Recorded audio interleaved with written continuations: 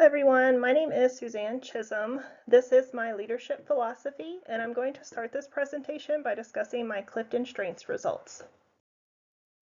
I wasn't surprised that learner was listed in my top 5 talent themes. I've always had an innate curiosity to learn, whether it's taking a pottery wheel class or pursuing higher education.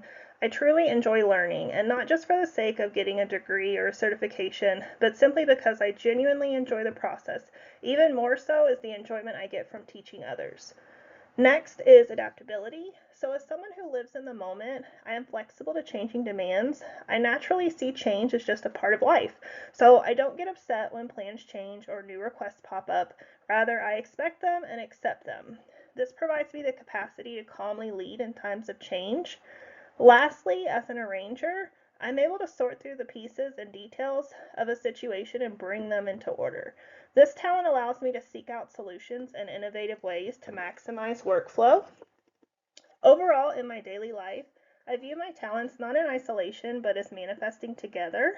So I can see learner, arranger, and adaptability working collectively to organize chaos into something productive, while learning and teaching others along the way.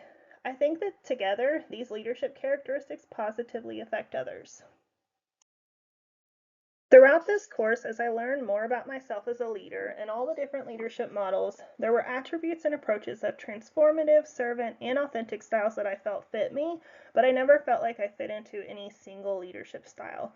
Then I read a book called Human-Centered Leadership, Evolution of a Revolution, and it was through learning about human-centered leadership that I felt like I finally found a leadership model that I identified with, one that integrated the attributes of each of those styles into one.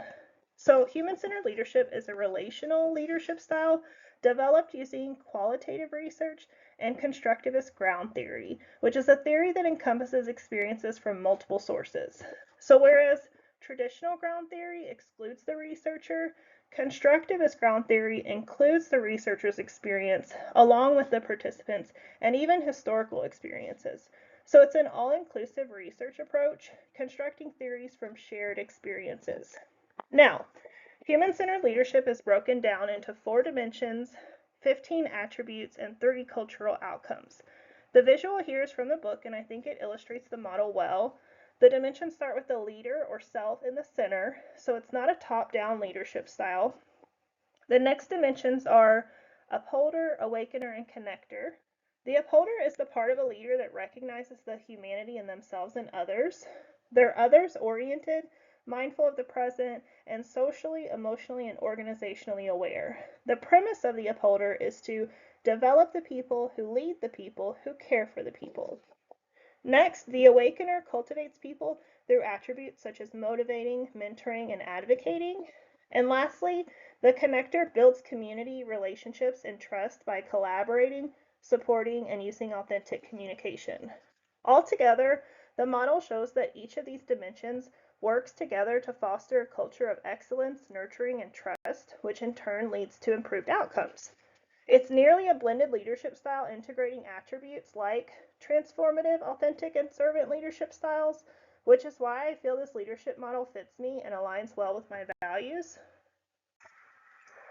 Additionally, I want to mention that this model has a validated assessment tool that allows you to see which dimensions you naturally perform well in, while also giving insight into which dimensions you could improve. As many leadership models exclude the leader, and there tends to be a stigma of caring for self, especially in leadership, I really felt connected with how the well-being of the leader is considered in this model. In fact, the nurses who developed human-centered leadership use the saying, "It starts with you, but it's not about you," to emphasize the importance of the leader's well-being as the locus of influence within the system.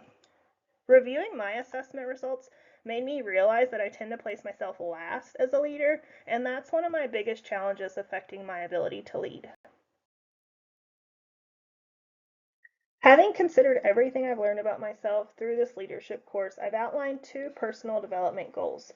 My first goal is to prioritize self-care, mindfulness, self-compassion, and self-awareness by creating a plan that utilizes resources such as those on Healthy Nurse, Healthy Nation, the Nurse Thriving Conceptual Model, and the National Academy of Medicine's National Plan for Health Workforce Wellbeing, which all offer practical, measurable resources and strategies to help nurse leaders thrive. Ultimately, the plan is to practice what I preach, meaning doing the things that I teach others regarding mental and physical well-being. Secondly, I plan to grow my leadership strengths and talents by utilizing the resources on the Gallup Clifton Strengths website, online leadership videos, books, and podcasts. By building my strengths as well as working on my vulnerabilities, I'm able to role model healthy behaviors and lead others more effectively. I want to end this presentation by saying that my goal for this course was to learn more about myself as a leader. And I feel like I've been given deeper insight into who I am, what my strengths are, and what resources are available to make myself a better leader. And with that, I just want to say thank you.